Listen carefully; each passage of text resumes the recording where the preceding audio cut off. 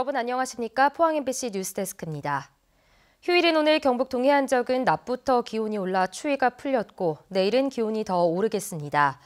오늘 아침 최저기온은 포항 2.1도, 경주 영합 1.8도 등을 기록했고 낮 최고 기온은 11도에서 13도까지 올랐습니다. 내일은 대체로 맑은 가운데 아침 최저기온은 0도에서 3도, 낮 최고 기온은 15도에서 16도까지 올라 포근하겠습니다. 바다의 물결은 0.5m로 잔잔하겠습니다. 경상북도는 지진 등 재난 상황에 대비해 바닥 면적이 5,000제곱미터 이상인 민간 다중이용시설에 대한 안전관리 강화에 나섰습니다. 최근 이들 시설에 종사하는 안전관리자 100여 명을 불러 위기 상황에 대한 매뉴얼 작성 방법과 재난 유형별 대처 방법 등을 교육하고 훈련 우수 사례를 공유했습니다. 경북에서 바닥 면적이 5,000제곱미터 이상인 다중이용시설은 병원과 종교시설, 판매시설 등 119곳이 있습니다. 박명재 의원이 지난해 대표 발의한 해운법 개정안이 국회 본회의를 통과해 울릉도 주민들은 생필품 운송비를 국가로부터 지원받을 수 있게 됐습니다. 박 의원은 울릉도 등 도서지역 선박 화물 운송비에 국가 지원이 필요해 해운법을 개정했다고 밝혔습니다. 현행법상 운임과 요금 지원 대상은 여객선을 이용하는 경우에만 해당돼 화물선으로 운송하는 대형 생필품은 운임료의 부담이 컸습니다. 경주 황리단길이 젊은 층의 인기를 끌면서 관광객이 85%나 늘어난 것으로 나타났습니다.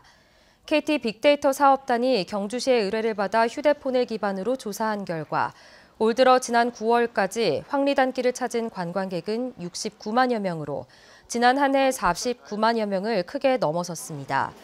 외지인 비율은 지난해 52.5%에서 올해 67%로 늘어났고 연령별로는 20대가 39%로 가장 많고 이어 30대 20%, 40대 14% 순으로 나타난 가운데 20대 증가율이 44%나 됐습니다.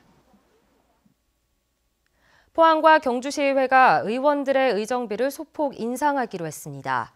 포항시 의정비심의위원회는 4년간 동결된 월정수당을 내년에는 공무원 보수 인상률인 2.6%를 반영해 올리고 이후 3년간 전년도 공무원 보수 인상률의 절반만 반영하기로 했습니다.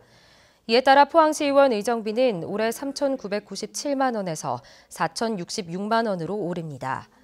의정비 총액이 3,536만 원인 경주시의회도 월정 수당 기준으로 2.6%, 4만 8천 원 인상하고 이후 3년간 동결하기로 했습니다.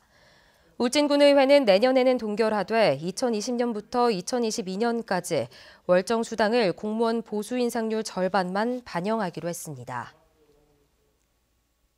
산림당국이 소나무 재선충병 확산을 막기 위해 소나무류 이동 특별 단속을 벌입니다. 각 지역의 구규림관리소는 오는 27일부터 다음 달 14일까지 소나무류 취급업체와 화목농가, 소나무류 운반 차량을 대상으로 생산 유통자료 비치 여부와 재선충병 미감염 확인증 소지 여부 등을 단속합니다. 단속에 적발된 업체와 차량은 벌금이나 과태료 등의 처분을 받게 됩니다. 경주경찰서는 전국에서 처음으로 자동차 전용 도로에 대한 112 출동 관할 조정을 실시해 112 도착 시간을 최대 10분까지 단축했다고 밝혔습니다.